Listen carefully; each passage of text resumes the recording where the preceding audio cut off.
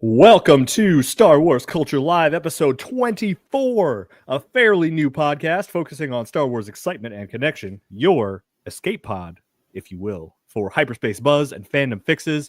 As always, I am Ian, this is Marty, and this is where the fun begins. Instead of the negativity you often find on the Star Wars side of the internet, we want to talk about the things we love about Star Wars, how it enriches our lives, the community, the culture, the fans, the media, anything at all. So, as always, throughout the show or afterward, if you're watching or listening afterward, if you have anything for us, reactions, questions, suggestions for future segments, requests, anything at all, throw them in the comments and we will see what we can do. And don't forget to check us out on all the socials. We are at SW Culture Live almost everywhere, and on audio podcast sources too. We're on Apple Podcasts, Spotify, places like that.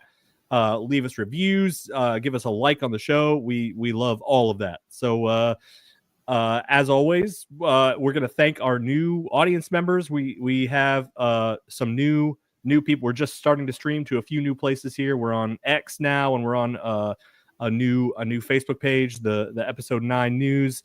And we just want to say hi to those new audiences. If you're new and you're watching, feel free to comment where you're watching from, what your favorite Star Wars stuff is. We love to just nerd out about Star Wars stuff. So, but as always, we're going to start the show with some fun facts from each host. And looking at this feedback thing here, I realized that I forgot to turn my ring light on. So, fun fact, Marty, you talk about yourself while I do that. All right. So, anyone who's been watching the show recently, has anyone noticed anything different? I do. I got a new background. Glorious. I love it. Glorious.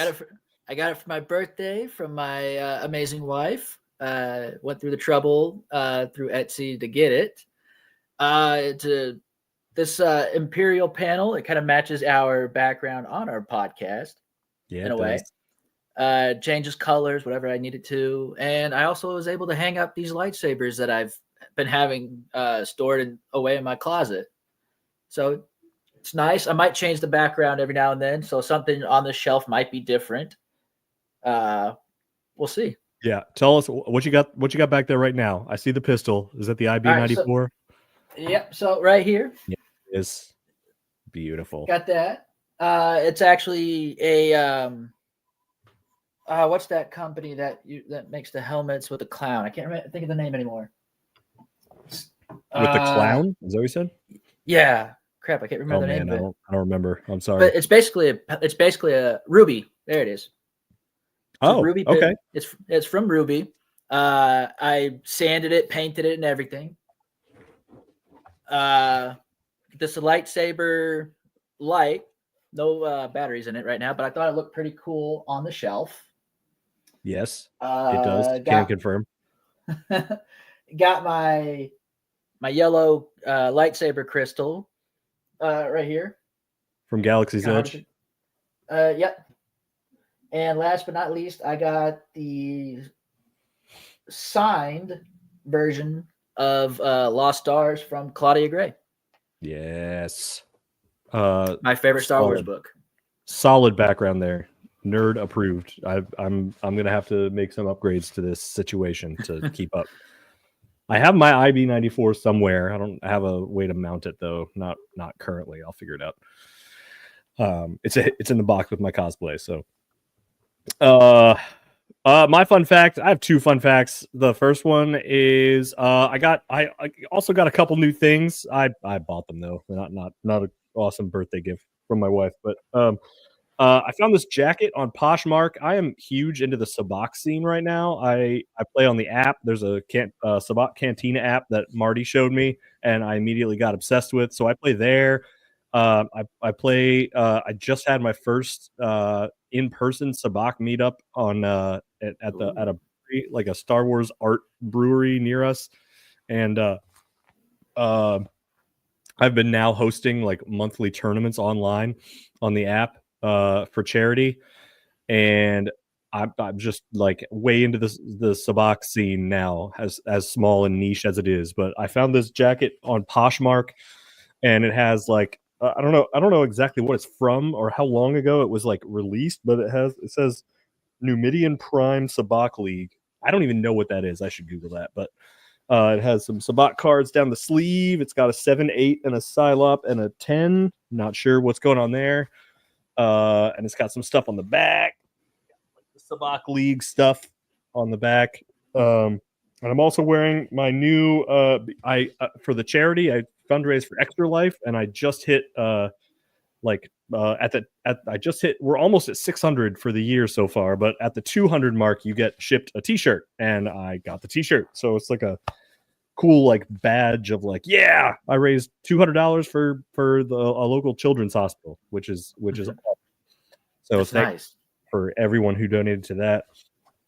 My second fun fact is that I am sick. I don't know if you can tell from my voice, but it's this might be a shorter show because I don't know how much my voice can handle, especially if I'm excited. I accidentally blew it out. Quick question: the in-person sabacc game that you played, what version of sabacc was it?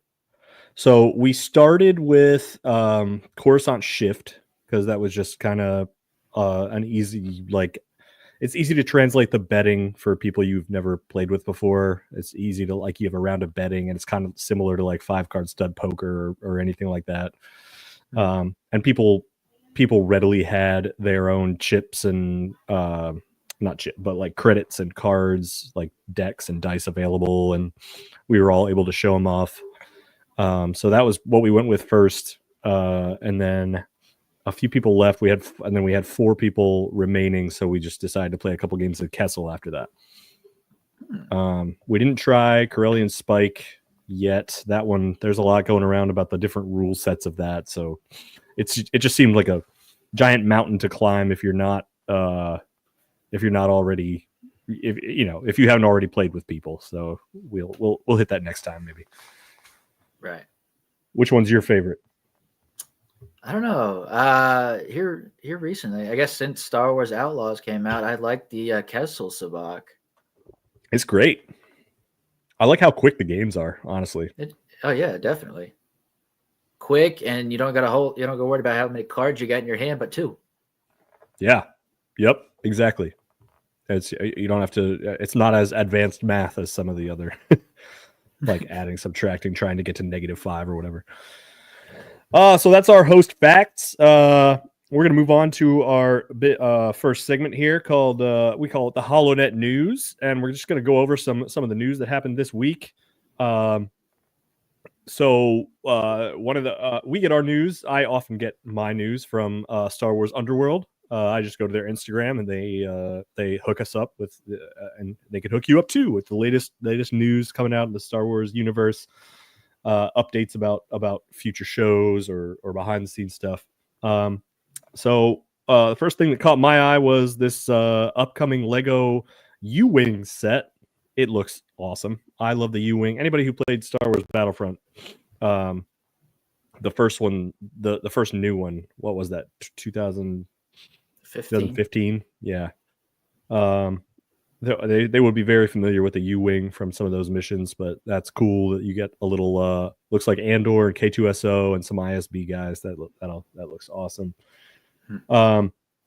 Some actors from Rebels are going to start a Star Wars Rebels rewatch podcast called Pod of Rebellion on March 11th. That sounds awesome. So Marty has the scoop on who plays who. So who are these people again? All right. So on the left, you have Vanessa Marshall. She plays Hera Syndulla. In the middle, you have Taylor Gray. He plays Ezra Bridger. And on the right, you have Tia Sircar, who plays Sabine Wren. Yes. So they are starting a podcast, a rewatch podcast of Pod of Star Wars Rebels. And if you love Star Wars Rebels as much as we do, that is probably some good stuff. I listen to news podcasts on my way to work, and it doesn't do great for my mood. So maybe I'll switch to this one when March 11th rolls around. Yeah, same here. gives me a chance to rewatch Rebels again too. I missed it this December, like fall, like November, December. That's usually when I do like my Rebels rewatch, and I didn't do it this year or last year. You missed it. I usually do a Lord of the Rings marathon, and I didn't do that this year. We did that too. We did that. We did it. We did Lord of the Rings and The Hobbit, all extended editions. Oh, beautiful. That is like several days worth of movies right there. Oh, yeah. That is a lot of hours. Well done. We got the major panels of Star Wars Celebration Japan have been officially revealed. My doorbell is ringing. I don't know what that is. That's weird. It's 7:10 p.m. Hope nothing horrible happens. Yeah, talk about Star Wars Celebration for a second. All right, so right here you got the list, the lineup of what we have. We like Friday. These are like the main panels. So Friday you got The Mandalorian and Grogu. Saturday you got Andor, a Star Wars story. Also on Saturday you have Ahsoka, and Sunday you have your first look at Star Wars Vision Volume 3, to which I would assume you'd probably watch maybe the first 2 episodes. I would assume. Andor, a Star Wars story, I would assume that would be maybe the first 3 episodes before everyone else, so you don't have to worry about it, because I think Andor comes out like a week after Celebration, I believe. April 22nd. So when is Celebration? Man, I can't remember now. I thought it was like somewhere right there. I'm like not late going to March. Japan, so I didn't like memorize it. Yeah. Yeah, no. I just gotta know when the live stream plays. That's all. Yeah. No, we'll figure that out. But yeah, I think it's after. Andor, Star Wars story, Ahsoka. Yeah. I just mentioned like you get to watch Saturday. Whoever goes to the Andor panel will be able to watch the first 3 episodes first. Oh, because that's what they usually do for like shows and things like that. You get to watch maybe the first 2 episodes, but with Andor's schedule, you'll get all 3 up front. And the same with Star Wars Visions. I think you'll probably get the first 2 there. And maybe Ahsoka might be a teaser to what Ahsoka season 2 might be. Yeah, I like that. Give me that. Yeah, and we get to know more about Mandalorian and Grogu. Yeah, that's the big one. I'm still so. Why is it? Like, I feel like we by this point we would know more normally about what is happening. Maybe it's supposed to be a secret on purpose. I think so. Who did we hear that was going to be a big Scott, April 18th to 20th, 2025. So yeah, that's like the couple days before Andor premieres. So that makes sense that they wouldn't leave too much time in between the what's it called? The con and the release. Cool. Yeah, Embo was supposed to be one of the bad guys. I thought it was going to be Thrawn, but I guess that's more of a just Ahsoka thing. That'll be the Dave Filoni movie, I believe. I think he might be the main villain there. Okay. I trust Dave Filoni. Same. We already have panel info. We usually don't have that until a week or so short. Yeah. Oh, that's true. Good. I guess maybe where it's in Japan, they're like technically a day ahead of us already, so have people prepared. Yeah, this is crazy. Actually, this is like a month and a half away. That's way early. I'm not used to. I don't know the actual cons. I've never been to Star Wars Celebration, unfortunately, but I don't know how late they usually do. But this seems absurdly early. Maybe there's just going to be so much stuff going on that this is not that much of a. Those are the biggest ones, but. What else? Speaking with Collider, actor Brian T., who voiced the Ronin in Star Wars Vision short The Duel, That is this guy right here. My favorite Star Wars Visions episode. It's just the first one. It hooked me so well. Cryptically teased his return to Star Wars. He says, I don't want to give any spoilers, but we are definitely in the works right now. I'm probably doing something in the near and distant future. Near and distant future. What does that mean, Brian? I guess we'll have to see at Celebration. He might be part of Visions Volume 3. He might. I wonder if they're bringing that back, or I wonder if they're bringing like his story to a live action thing. Because another update was they talked about where was it? Come on. Oh, here we go. Simon, wait. Nope, not that one. There was someone's where was it? I just saw it. It was someone's movie is going to be a all right, this is probably not. Well, someone's movie is going to be a standalone story that takes place a little bit after the Rise of Skywalker. So I think that was Sean Levy's. Okay. This one? Here we go. Yeah. Right here. Kennedy revealed new details about Sean Levy's Star Wars film, a new interview with Deadline. It's a standalone story. It's set 5 or 6 years after the Rise of Skywalker. So I remember in the duel, you could see some Stormtrooper helmets that were First Order Stormtrooper helmets. So it's clearly either during or after the war with the First Order and the Resistance. So, I mean, maybe he shows up in Sean Levy's movie. That would be epic. Because all the things about Visions, it's like none of it's particularly canon.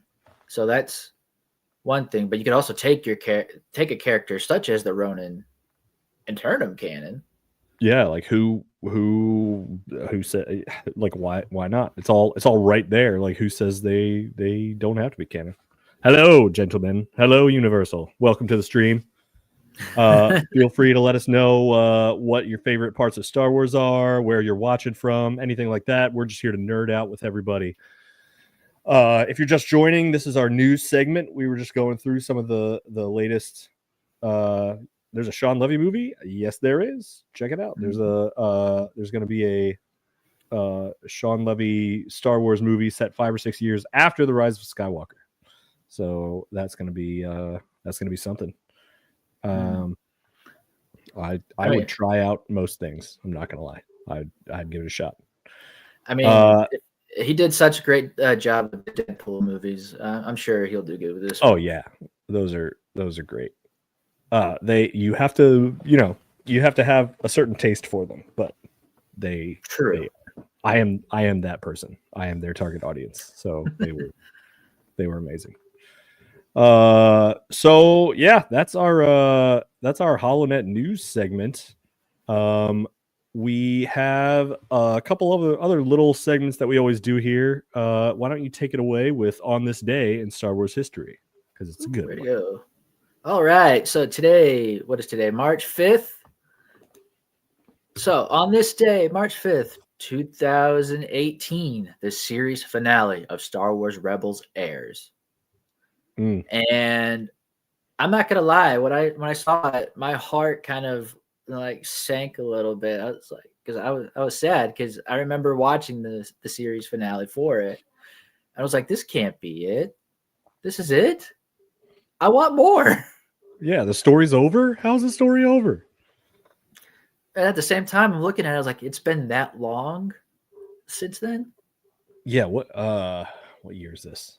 This is 2025. It's been 7 years. Yeah. I think I started Rebels in 2020, like right before the pandemic. So maybe you were able to binge it later than that. No, yeah, it was 2020. So I binged it like the beginning of 2020. So then it was like it had been out for a little bit. So I guess I knew that the end was coming. Did they announce back in 2018? Did they announce like, oh, the series finale is coming? Like you knew it was going to be the end? Yeah. After season, when they announced season 4, they said this would be the final season. I see. they announced it at Star Wars Celebration that year. But yeah, I watched it as it came out, not through Disney XD where it released, but I had, let's just say I was part of Hondo's gang for a while. Yeah, and yeah, that's how I that's watched how Clone Wars. I had my we all had our black market sites. I mean, no, we didn't. If you're watching this, yeah, that's awesome. Well, luckily you got a nice little fan service from most of the cast being in the Ahsoka show. Mm-hmm. That's pretty cool. And I'm going to a Comic-Con this weekend in like literally about 30 minutes up the road from me, Lexington Comic and Toy Convention, where I will get to hopefully meet Jason Isaac, who played the Grand Inquisitor. Nice. In the cartoon? Mm-hmm. Nice. That's awesome. Wow. Yeah, I'm excited. Yeah, that's awesome. Jealous. I do have. I'm sending I can't go to Awesome Con in DC this year, but I'm sending my friend a book in the mail to get autographed by Timothy Zahn if it's possible. I'm right. Let's see. He's gonna hopefully see that. Let's see. I'm gonna hopefully have Jason sign this book right here. Yeah. Rebel it's Ezra's journal. It's actually. I also have Ezra. Is there a page in there where he? Nice. Is there a page in there where he talks about the Inquisitor? Because that would be the perfect page for Jason Isaac to sign. I haven't. I got to skim through it a few times, but I've only seen one thing, and that was about a helmet that he's unfamiliar with. Okay. But other than that, I mean, but still, I felt like this would be a perfect thing to have him sign. Most likely. Yeah. I'll let you know next episode. Yes. Show us. You have a pre-made host fact. So let's move on to my fun segment, which is the dad joke of the week, where I tell a Star Wars dad joke for some reason. So this one is, why did Neil need a hug? He was feeling kind of blue. Yeah, he was. Neil. All right, let's get into the meat of the episode. You're welcome for those great laughs. I just hear everyone cackling. Let's get into the meat of the episode, which is breaking down the new trailer that came out last week of Andor Season 2. This is obviously super exciting. Was last week the week we didn't have a show? It was. You were sick, and I had. I was even more sick than I am right now. Yeah, and then I had to deal with some family things. Yeah. So we are about a week late on this trailer, but we're gonna break it down anyway because it's awesome. We do have a video coming out of my live reaction to it at some point. I just got that done a few days ago. I had held off watching the trailer for myself for that long somehow. All right, so let's just take it like a little bit at a time and see what we see here. So first off, I mean, that looks intense. Yeah, he's got explosions. He's got back shots of him walking. I know, right? They showed him in like 3 different outfits so far. I mean, they're pretty cool outfits too. Yeah. So look at the swagger on that man. Oh yeah. He knows what he's doing now. Like the first movie, he kind of the first season, it seemed like he kind of lacked purpose. And now, even just with this little walk, I feel like they're communicating to us that he knows what he's doing. He knows he's in the fight, like he knows his role. Yeah, he's more confident as being a rebel now than he was, because before he was just doing it. Was it for the money? Right? Yeah, I guess he wanted to get everybody out of Ferrix, and he wanted money. I guess for his family too, for Marv. and oh my god, what's her name? The girl that works in the shop. I can't think of her name right now. No, me neither. It's so embarrassing. I wanted to say Barracks, but I'm thinking of Ferrix. She lives. Oh my god.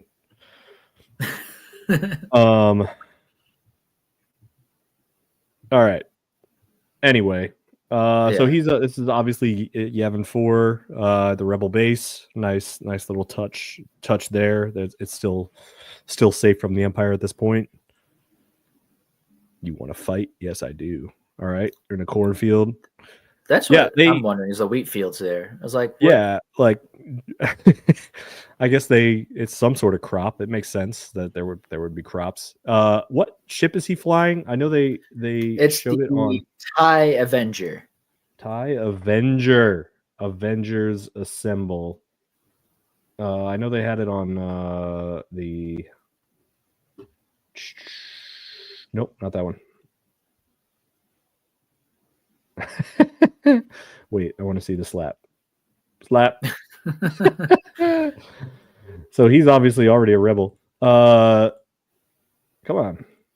I thought I saw that they had a little clip of the TIE Avenger doing a thing, but I guess I could have been wrong. I think it's later in the trailer. You can see a little bit more. Oh, there it is. There it is. Yeah. This must be from the other trailer because this isn't the trailer that we were talking about. Yeah. This is from the newer one that just released today. The special look. Oh yeah. Okay. All right. Yeah. This is TIE Avenger. That's pretty awesome. I have not really heard of that ship. Do you know much about it?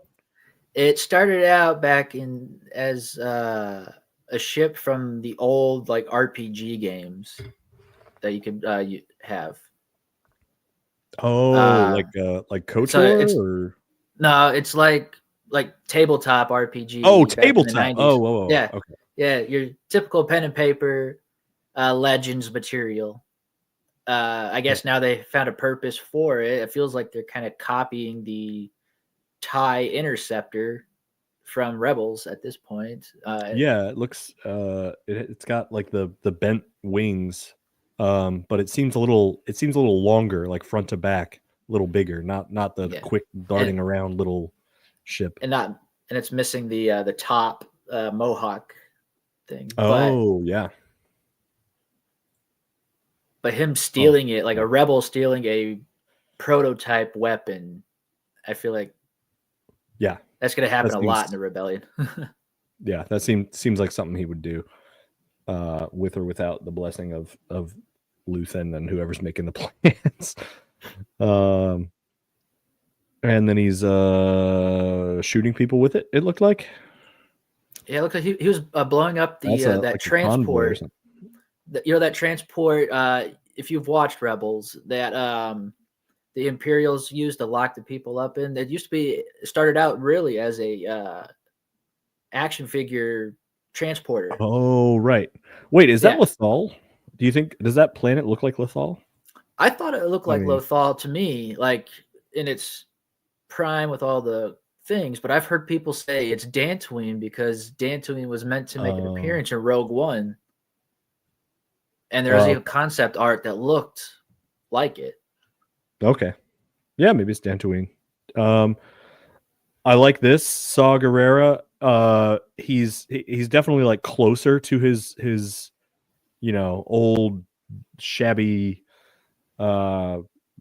older, like, I don't want to say decrepit, but his old war-torn injured self that you see in Rogue One, but he's not quite there yet. Like, he's still got like a fuller head of hair. He's still got like not quite as much like gray and everything. I don't even know if he has does he have his cane? Maybe. I don't know. That shot right there of him before we talk about Mon Mothma, I thought for a split second, as short as that was, they just reused footage from Rogue One of him looking out at Jeddah. I was like, what are they using old footage for? They didn't. They didn't, though. I don't think that. No. Yeah. No, that's he's way too calm there to be the whatever's happening on Jeddah.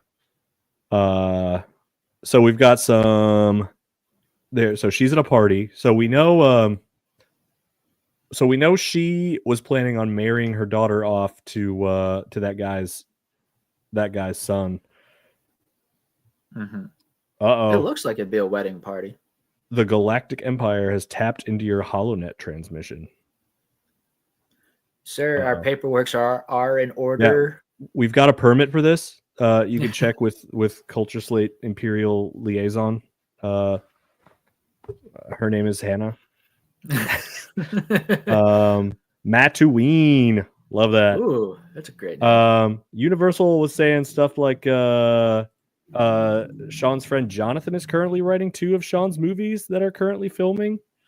That he's not working on the Star Wars project currently. So yeah, if you have a source for that, I'd totally look that up. But you have a good night too.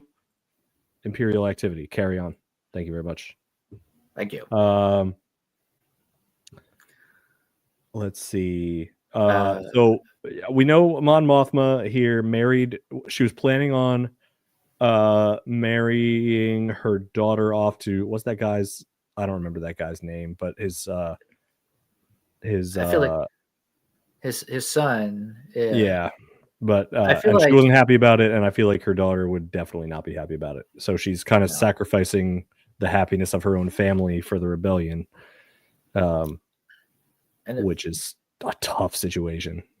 Yeah, I mean, it looks like it could be a wedding reception. Like they're all fancy. There's definitely there's flowers.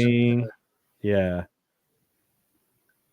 Like something a bride's family would put together for. Yep, exactly. And then there's Luthen with hair. Luthen. Yeah. Am I supposed to know who that is? Because I feel like they showed her to us like oh, it's that person, but I don't think it's not Luthen's assistant from his shop, right? Because I remember her face, and that's I'm pretty sure that's not her.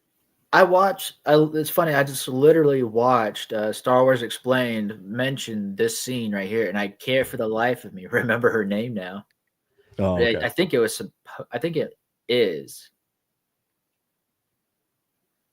Is it a different actress?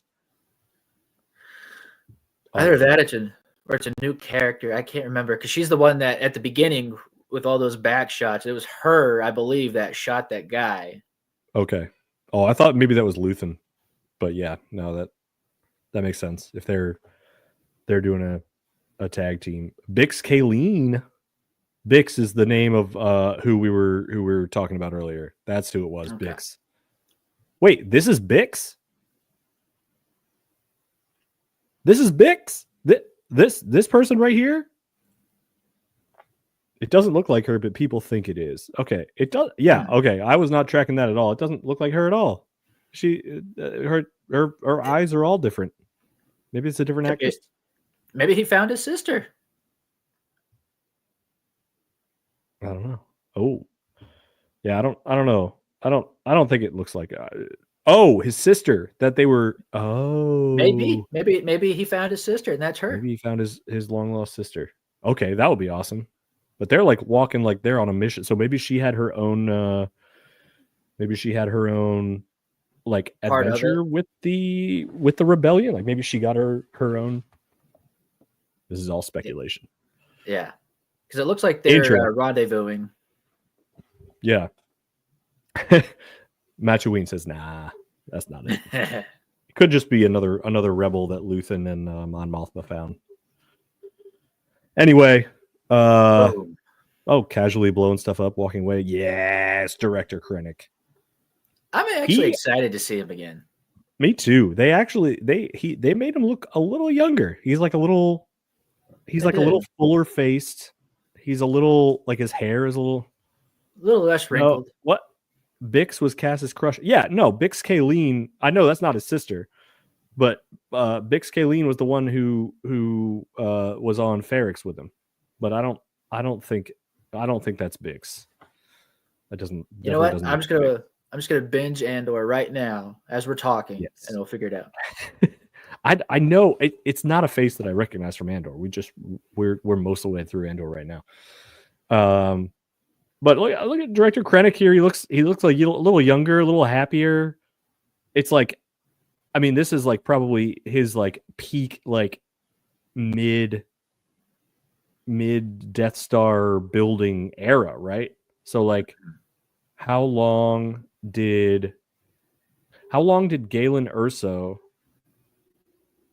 have between when he left and when Rogue One started? Because is Galen Erso already farming, or is he still there working on the project? Let's see, because Jin was just a kid when they were farming, and so yeah, so this is probably after he's already at the Imperial complex working on the Death Star. Yeah, he's back. He's back working on the Death Star. Yeah. Okay, that makes sense. Which, who knows? We might get to see Galen this time around. Yep. He barely got any screen time in the movie. Yep, and he'll.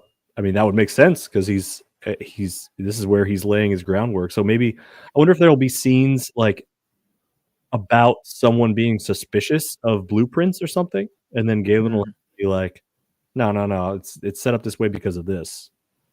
And then, it's an exhaust port. Jin was 8 when Krennic took Galen, so this is only a few years before Rogue One. So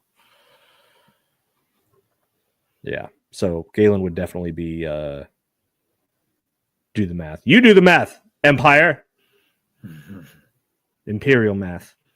I was just getting ready to say that. that. Do the math about the trajectory of stormtrooper bullets so that they hit their targets. Because that's your bigger issue right now. What and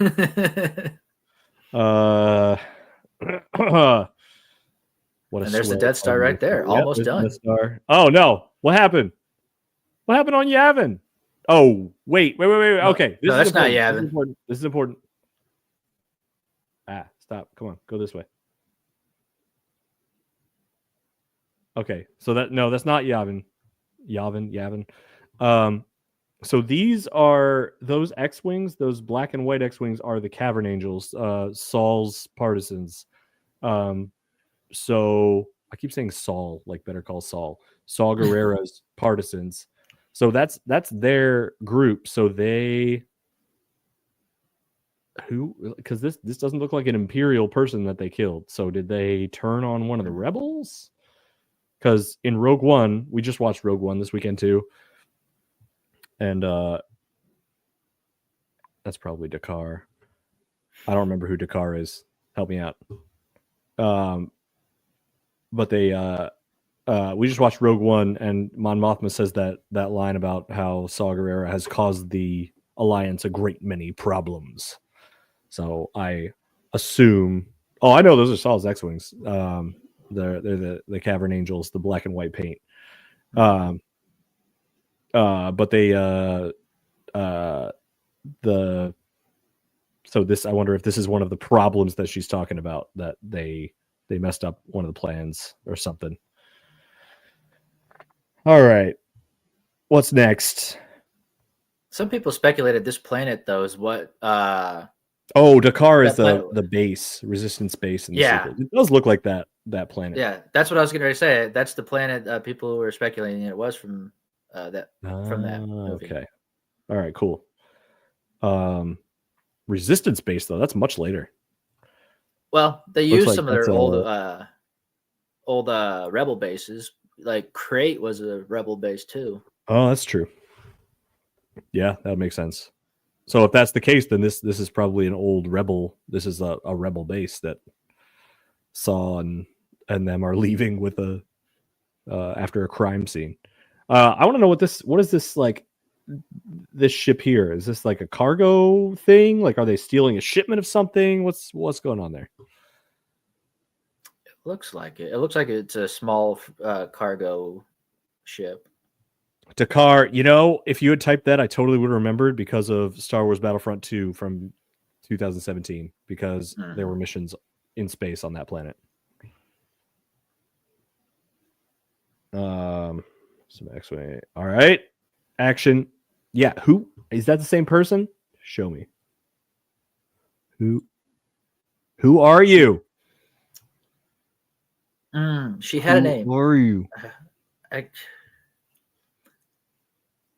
wish I had written it down. Zygerian transport from the Clone Wars. That shit. Yes, it does look like that. Ooh, yeah. But that could mean, I don't know. That could mean anything. It could have been reclaimed. Like if they were dealing with pirates, I mean, they could have acquired it at any point. Like just like Bo-Katan was taking Imperial ships. This is Luthen's. This doesn't look like Clea. This doesn't look like the same actress.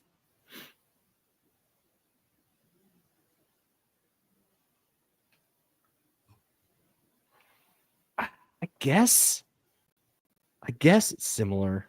I don't know. All right, this is more on the. It's That's her. All right. This is a crazy shot here. All right, so Empire is clearly taking over this guy's farm. That's not. That's not what's his face from the season 1 as well, and I can't remember his name. He's from season 1. Oh, Brasso? Yeah. Is that him? Yeah, that was He Brasso. has a beard now. Yeah, you're right. He has a beard now, though. I love this shot here of the stormtroopers with the helmets off. That's pretty cool. Like that, it's like an ISB like hit squad or something. That's what I was thinking. It's like it's a like a raid, like a SWAT team of ISB. Yeah, Imperial SWAT team. That's pretty sick. I hope they're like badass. I hope they're like scary, like the Death Troopers. You know what I mean? I hope they're not just like more. Especially that guy. Especially that guy in the middle. He looks like he could be a Death Trooper. Oh yeah, bald guy. Bald guys are intimidating. Yeah, I know. And he looks like 2 feet taller than everybody else too. Yeah, he does look huge. He's got like 2 belts. He's got room for 2 belts. That's how big he is. That's how tall he is. That's crazy. There she is. She looks stressed. All right, what? Who's he talking to here? It looked like Krennic was talking to Mon. I want to say Mon Mothma. Okay, no, this guy. Yeah, so this is Mon Mothma, and then this is the guy whose son, her daughter is getting betrothed to. I bet this is the same scene as the wedding, as that one scene earlier where we saw Mon probably. Mothma. Let me see her. Look at her earrings. Her earrings. Yeah. Davos Skulldune. Yes, thank you. Couldn't remember his name. Yes, Davos Skulldune. That's him. And this is Mon Mothma. Let's check out. Let's do some sleuthing. I like Krennic's jacket though. Oh yeah, Mon Mothma's. Let's check out her earrings. Yeah, they're dangly. They're dangly, like danglers. straight danglers. And then that was too slow. Straight danglies. Yeah, could be the same scene. We were talking about Krennic's cape, like. So I'm in the military, and there are strict rules about like uniforms, right? Like, is everyone at Krennic's rank just allowed to wear a cape, but no one does except for him? Like, why does he wear a cape where one? His rank's actually made up. Director? Because he's not actually a military guy. He's actually more government side of the Empire. Well, yeah, like just like the Moths, right? But I gotta reread. I gotta reread the prequel novel to Rogue One. It talks about it a little bit.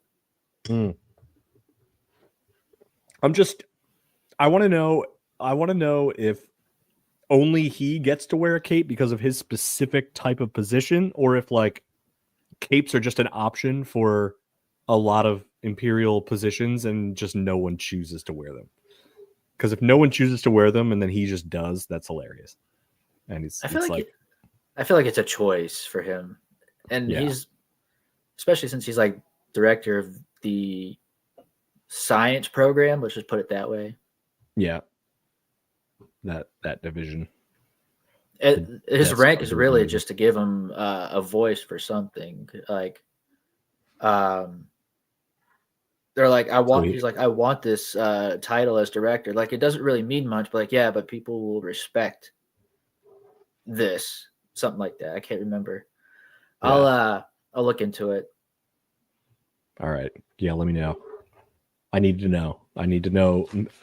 Military uniform wise. I have questions. What else we got? That's cool. That's probably Andor in the Avenger, right? Just wrecking that. Yeah. And then she decides to let loose, I guess, unless that's just part of her cover. X-Wing, Cavern Angels, X-Wings. Davos Skuldoon. This is the same party. Paparazzi droid. She's in that same dress. So I was wondering if we were going to see in this season, if we were going to see when K2SO got abducted by the rebels and like reprogrammed. But I'm thinking not, since we like he might already be a rebel since we just see him the hell out of that guy, that Imperial. I think there is a one-shot comic on how Andor and K2 met. So they're either going to retcon that and we'll see it, or they're just going to expect us to know that K2 defected. When did that happen? Did the comic say?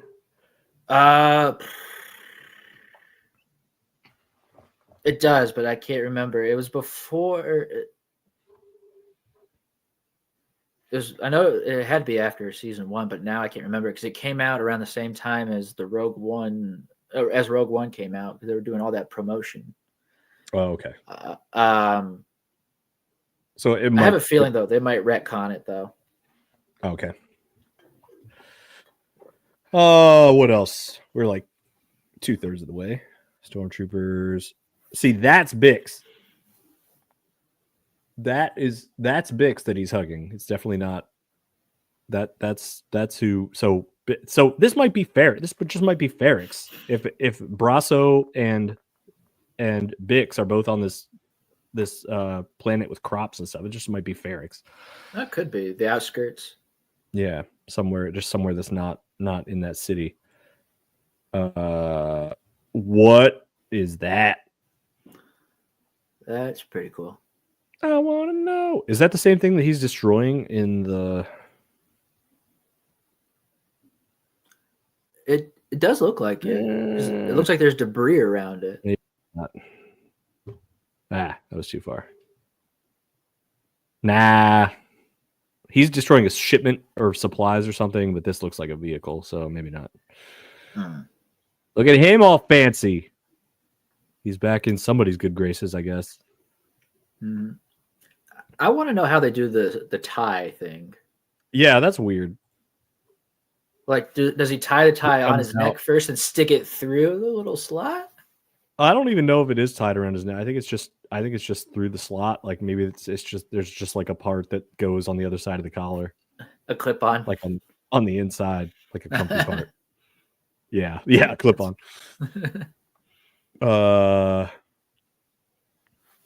Obviously a rebel terrorist. Okay, this guy was in Rogue One. He's one of the guys that helped when they went to Scarif. You are scrubbing. We listen. It's been 48 minutes. I have like my lightsabers only have like 10 minutes left on battery, and my voice has less. So we're getting there.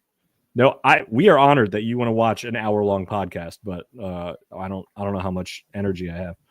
Melchi, is that his name? Melchi, yeah, he's in Rogue One, and he helps them out at Scarif. He's one of the guys. So maybe this is where he and Andor become friends. Melchi. We got the Academy and the Empire fighting it out. Who's right? I think it's Melchi. But the one of those two spellings. But yeah, he's definitely in Rogue One. I remember him in Scarif. He's the one that took the they were like I think Bodhi explained to him how they needed to get the radio tied in. I think. But I think so. I think you're right. Yeah, I definitely recognize his face though. Shooting. Oh God. Now she's new. Yeah. Oh god. There's more of that TIE Avenger. There's Cassian in there. Oh god. Run. Ooh, looks like a bar, like a cantina. That's fun. Who's that? Who's got her? Who's got Bix? It looked like it. An Imperial officer. Or something. Yeah, an Imperial guy. Ugh, just some generic. This is different. I have not It seen that looks person. It looked like he was talking to Saw's group, just because in the back right of him, right there on the right, it looks like one of those This guy? like one of the helmet things, visor guys, like Saw's crew would wear. I don't know. I'm just gonna speculate. Okay. No, it's not. Who? Palpatine's wife. Yeah. All right. Yeah, I don't know. It's good. You know what? I'm okay with some mystery in this one. They look like they're natives of some planet. It looks like they're planning something. I don't know. Or fighting back. Yeah. Maybe fighting back against the Empire. Or that's an upset person. You're here. You're right here. Who's he talking to? Who was the pilot that they were gonna let go into a trap? That Saw Gerrera and Luthen were gonna I forget.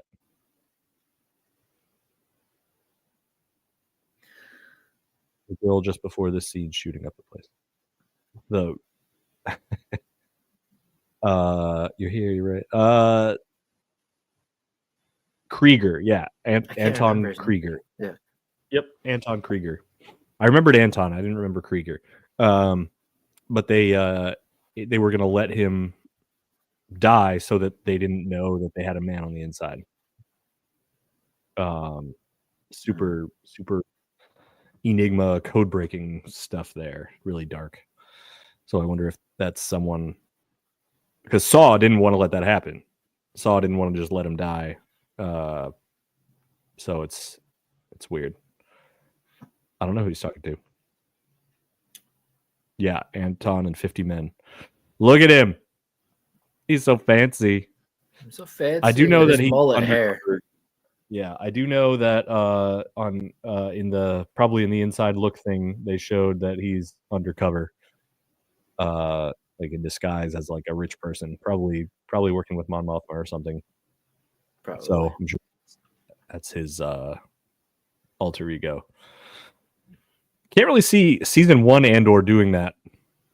Can't really see him pulling that off. That doesn't seem like it would be in his skill set to be like an actor, like convincing, like Luthen or Mon Mothma. Doesn't really track for me. Season 2, April 22nd. Let's do it. Now, I got a question. Did yes. Andor season 1 say anywhere where it said Andor a Star Wars story like it did just this one? I don't think so.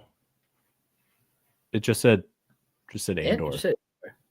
But this one said Andor a Star Wars story. It did? It did. Did I miss that? Was that at the end? Yeah, so like go back right before his face. So yeah. Right there. Yeah, look at that. I really don't think that was there for season 1. Maybe it's in case you missed it, my blue lightsaber died. That's the first warning that we're approaching an hour. Maybe they're connecting Andor to so yeah, maybe they're connecting it. I don't know. Connecting Rogue One a little bit more. They did say it for Rogue One though, right? And Solo. Yeah. Okay. So they're okay. Maybe they just maybe we're overthinking it. Maybe they were just like, yeah, I mean it's a non-trilogy thing, so we should just put this. So we're approaching it out. That's the trailer breakdown. Marty, give me one prediction for Star Wars for Andor. Give me one prediction for Andor season 2. Could be Where big picture, important. Could be some little stupid thing. Just what do you got? Okay, here's the stupid thing: is we're gonna probably see characters from Rebels in live action again at a younger age, because we're hitting up that timeline. Everyone's at Yavin, and season 4 of Rebels. That's where their home base was. We might not get everybody. We might see Hera because she's already been cast. We might I get was gonna Chopper. say my biggest guess, my strongest feeling about that would be Hera, since she has such a like a strong like established spot in the rebellion hierarchy. Mm-hmm. Like, one question: do you two go live once a week this time? Yes, that is every Wednesday at 7 p.m. 7 p.m. Eastern. And we're live on. I see you're watching on YouTube. Yeah, we're live on this channel. We're also live on Facebook on both the Star Wars Culture page and the Episode 9 news page, and then on X on our Star Wars Culture Twitter. X. Sorry, Elon. But yeah, sometimes we miss a week. Like I was sick last week and he had stuff, or like for holidays, like we weren't gonna do one on like New Year's Day or something. But yeah, most weeks 7 p.m. Eastern on Wednesday. Before yeah, sorry, we're gonna see the Rebels. Go on. I say, and before you do your thing, your prediction, I wanted to say all those explosions and all those people like gathering outside of that building. I've been reading and hearing things that that's supposed to be the where is it, the Gorman massacre, the one that finally put Mon Mothma over the edge and leave the Imperial Senate. Oh, okay. Or she gives gives a huge speech. Yeah, I have not been reading those things much. I stay away from like reading too much. I just want it to hit me. So that means I miss out on all the fun theories a lot of the time. But yeah, that would make sense. Like I was wondering, like when obviously in Rogue One she's like full rebellion and she's not even pretending to be part of the Senate anymore. So and then I think her leaving also starts the chain of events when Grand Moff Tarkin says in the original movies, like, we've disbanded the Senate. The last vestiges of the Republic have been stripped away, or whatever. Mm-hmm. Yeah, that's cool. That would make sense. I think I said my prediction already, but hey, just hit your sub. We'll be here in the chat next week. Awesome. Thanks for doing that. We're trying to grow this as much as we can. We're just a couple of nerds trying to talk about what makes us happy about Star Wars. Mostly trying to combat all the negativity out there. It's really sad that we can't have like fun, excited conversations about it without people going like, me, the dumbest thing I've ever seen. Okay, like you're so edgy. Like, shut up. But yeah, thanks for subbing. We loved you guys in the chat. That was extremely helpful, especially when we don't remember. I am nerdy as hell, but I am also a very tired dad, and I don't remember details of things sometimes. So the names of Davos Skoldoon, that name, was not going to pull that out from anywhere. So thank you for that. For my dumb prediction, I think I'm still going to stick with the K2SO thing. I feel like everyone wants to know how he turned from Imperial to Rebel, and I feel like they're going to give that to us. I feel like they're going to have like a little thing where they show somebody knock out a droid and then somebody else drags him into a ship or something. It's like, we'll take him with us. He might be useful. Like, and that blossoms into a loving friendship between him and Cassian Andor. So that's my prediction. We are approaching an hour. So our last little session here, last little segment here is going to be Star Wars trivia, where Marty picked one question and put it on a fancy PowerPoint about whatever we're talking about in the episode. So I assume this question is about Andor. It is. It'll be Andor related, specifically season 1 Andor, because obviously we don't have anything from season 2. And I don't know, I just thought this would be fun. So today's trivia challenge question is the celestial event that happens every 3 years on Aldani is called, is it A, the Aldani equinox, B, the eye of the storm, C, the shower of stars, or D, the eye of Aldani? I know this one. Type it in the chat if you know it. Skywalker's Academy says D. I know Imperial Activity gets there. He's got something, or she. I'll give it another minute. D all day. Alrighty then. I would say everyone is correct. Yeah, the Eye of Aldani. Yeah. So brilliant. So brilliantly, first of all, brilliant writing, but secondly, brilliant plan of the rebellion to take it there, because like they, you know, all the Empire, all the guards and the military guys there wanted to see that, you know, like they all wanted to see, like it's exactly like people would, like military people stationed at a place would want to see something special about that place if it happens. And so that's it's just so, like, I would totally buy that, and I would totally buy that they let their guard down for that night, because nothing ever happens there, and it's this one event with all these things, like the focus will all be up there. Like I would totally buy that. And they engineered it so that the one who was being the most strict about the rules was actually the one who was going to break all the rules. And that's just the biggest mind flip, which was just great. Any last thoughts other than glad to see my brother Skywalker's Academy here, longtime friend? That's awesome. That's cool. I'm glad you guys are here. This is way more comments than we usually get on the pod.